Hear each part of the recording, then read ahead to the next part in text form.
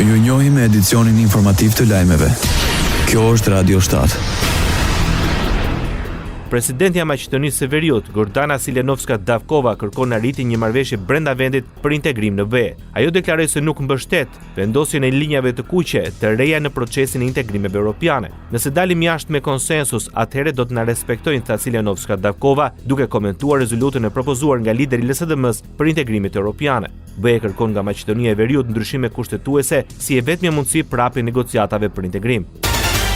Ministria e Brendshme e Maqedonisë së Veriut paralajmëroi qytetarët për sistemin e ri të hyrje-daljes në vendet e zonës Schengen. Në njoftim thuhet se qëllimi është të rritet siguria, të lehtësohet kalimi i kufive dhe të parandalohet te kalimi i kozgjatjes së lejuar të qëndrimit. Ministria e Punëve të Brendshme apelon qytetarët që planifikojnë udhëtime në vendet e zonës Schengen që të njohin me kohë rregullat e reja për të shmangur vonesat panevojshme. Sistemi do të zbatohet në faza nga tetori 2025 deri në prill 2026, kur vulat në pasaporta do të zëvendësohen plotësisht me regjistrime elektronike. Ai zbatohet në të gjitha kufit jashtëm të vendeve të zonës Schengen dhe është i destinuar për shtetasit të vendeve të treta që udhëtojnë për qëndrim të shkurtër deri në 90 ditë brenda 180 ditëve, pa marrë parasysh nëse udhëtojnë me vizë apo pa vizë.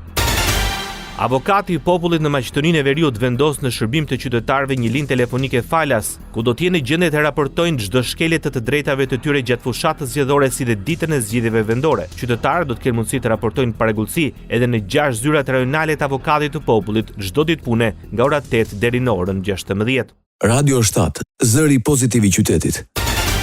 OSB në Kosovë kërkon respektimin e vendimit të gjykatës kushtetuese. Në një reagim për mediat, apelohet të zbatohen plotësisht vendimet pa ndikuar apo ndërhyrë në mënyrë të panevojshme në punën e saj. OSB-ja ka theksuar se pavarësia e institucioneve gjyqësore përbën një gur themeli të shoqërisë demokratike. Misioni vëren me shqetësim deklaratat e fundit publike dhe nismat që drejt për drejt apo tërthorazi synojnë të sfidojnë apo diskreditojnë autoritetin e gjykatës kushtetuese.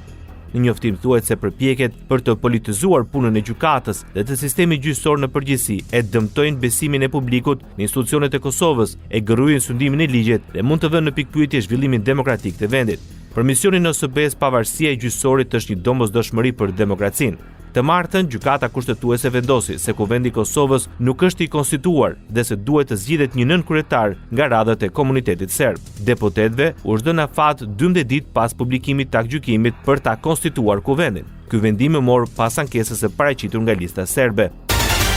Dëshmitari James Peter Kovey në procesin ndaj shkrerëve të UÇK-s në Hag rikonfirmon dëshminë e tij se Hashim Thaçi është njohur si drejtues politik. Deklaratat e zëvendësit të përfaqësuesit të OKB-s në Kosovë, Bernard Kushner, erdhi pasi u prezantua një video e cila tregonte për praninë e Hashim Thaçit në Raovec, ku dëgjoi një zë duke thënë se me mira janë mbledhur në qytetin e Raovecit për të përshëndetur Thaçin si drejtues politik i UÇK-s dhe aktualisht shqiptari më i njohur i Kosovës.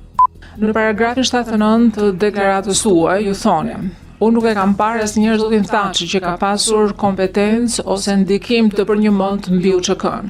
Ky konstatim mbështetur jo vetëm në raporte nga burime shumë të besuara, por edhe nga fakti që kam parë me sytë e mi izolimin e Thaçit në praninë e personave të fortë të UÇK-s, persona të cilët kishin vërtet kompetencë në UÇK.